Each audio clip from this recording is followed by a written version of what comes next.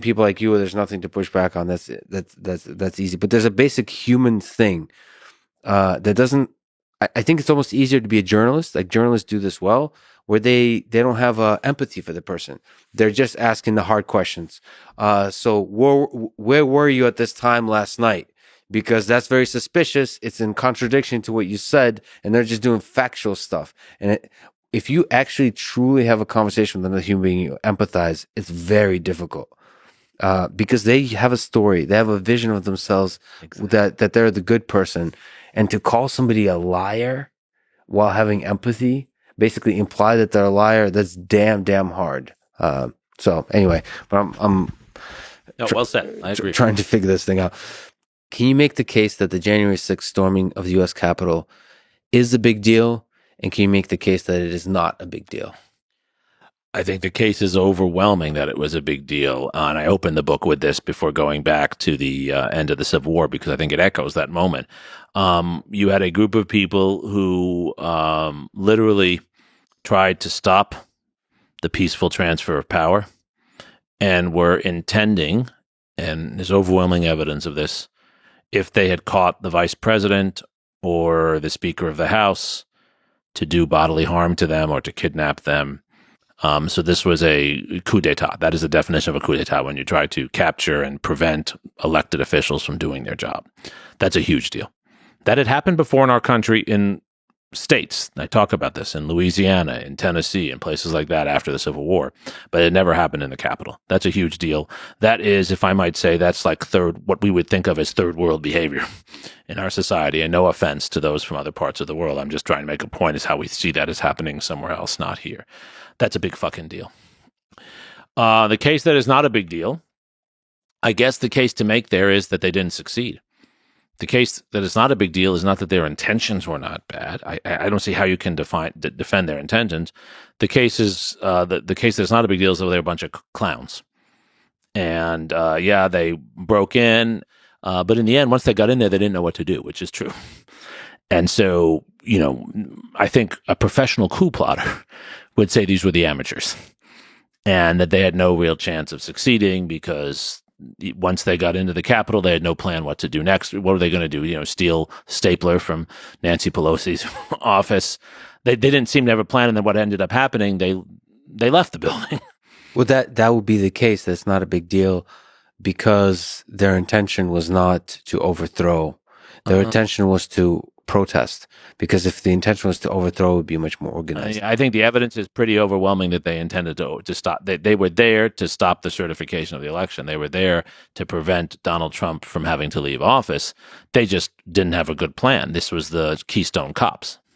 So you're saying there is some statistically some possibility that this would have succeeded at halting the basic process of democracy. You could imagine a scenario where it might have, if they had gotten lucky. Sure.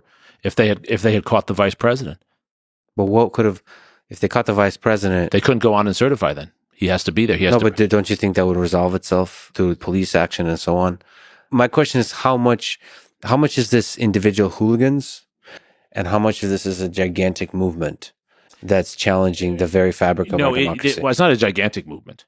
But it was a small coup d'etat that could have actually made the transition much more difficult. Was there a scenario where Donald Trump stayed in office legitimately? No. But was there a scenario where they created a great deal of chaos that further undermined our democracy? Absolutely, yes. Here's how it would happen, right? They capture Pence, right? They either kidnap him and try to ransom him, or which is what they were trying to do with the Michigan governor, Governor Whitmer, or they kill him. And then Donald Trump says, okay, well, there's no vice president, so you can't certify. The Senate would choose someone else to be vice president, but Donald Trump says, no, that's not legitimate. Do you think it's possible Donald Trump would say something like that? Absolutely. I disagree with you. He said that morning that Pence should not certify. He said that morning. But there's a difference between sort of Twitter rhetoric. No, he said it at a rally. Sure, rally rhetoric. And there is a threshold. It feels like a big leap. He asked people around him in the Oval Office how he could make that happen. He tried to get a new person appointed attorney general who would do that. He tried to find legal justification for it.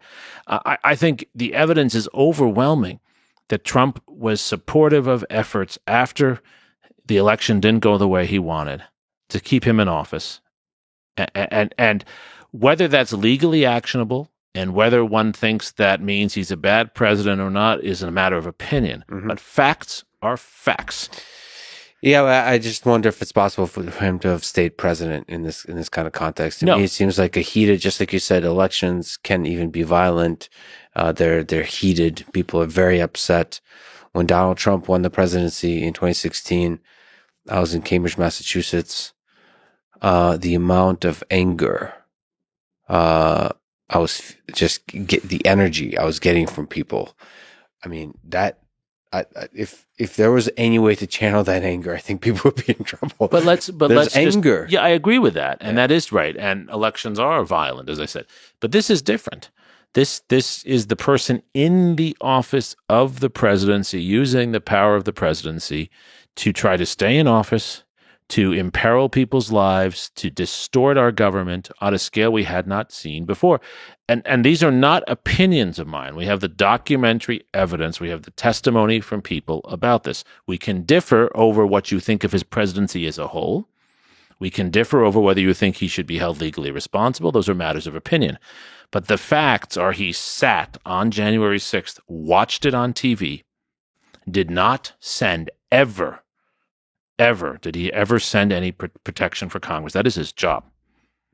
And throughout continued to ask how the certification could be prevented. To you, that's not incompetence, that's malevolence. Absolutely. If I watch my children getting harmed and I don't do something about it, I'm watching it. And in fact, I take action that tries to help those who are doing the harm. You would not just say I'm an incompetent president. You would say I was a negligent parent, and you'd call parental support to take away my children. I was troubled by the way the press covered it, that they politicized the crap out of that. And not just the press, but also Congress itself. It just seemed like impeachment and all of this. It just seemed to be a kind of circus that wasn't interested in democracy or nonpartisanship. So it's very difficult for me to see the situation with clear eyes because it's been colored by the press. It's very difficult for me to know what is even true. Members of Congress, including our members of Congress from our district and others, right? Their lives were threatened. They were traumatized. I have a lot of students, at least a dozen who are staff members, more than half are Republicans. Part of what traumatized them was that the president did not do his job to protect them. Yes. As a child would be traumatized, not only if harmed by someone, but if mom and dad don't do everything they can. One of the things that makes people feel safe is they know their parents, they know their person in authority can't always keep them safe, but they want to know the person's always trying. I agree with you that listen, I'm somebody that believes in this kind of idea of family, especially people I work with. That to me is a high ideal to protect. But that's a little bit different. It's his job. Hold on a second. That's a little bit different than protecting democracy. Those are two different things. Protecting your employees and protecting democracy is an ideal. No, you could say he didn't protect either, but I think the criticism that he didn't protect the employees is one thing. But the employees in this case are the ones carrying out democracy. So it's like saying the general who doesn't protect his soldiers is maybe not protecting his employees. He's also not protecting the war effort. Right? It is the people we're talking about are the people who are actually doing the work of democracy at that moment, the most basic function of democracy, which is certifying votes. And their lives were I'm telling you, I had students, one who works for Senator Romney, for example, who spent hours in a closet hearing people outside, looking on her phone, when is the president sending people to protect us so we can do our job. And she was not happy with the way the election turned out, but she was there to do her job because she believes in democracy, to service the Senate and the Senate's role. What should have Donald Trump done without turning him into a different human being? He should have immediately, just as we were watching things get breached, the moment the members of the House and the Senate had to evacuate their respective chambers, he should have immediately gone on TV and Twitter and every space he could and tell his supporters to leave and say what he never said. This is un-American what you're doing. This is unacceptable. He never used those words. This is un-American. This is unacceptable. I'm completely against anyone storming the Capitol like this. Go home now, please. Or you can use his own language, but tell him to leave.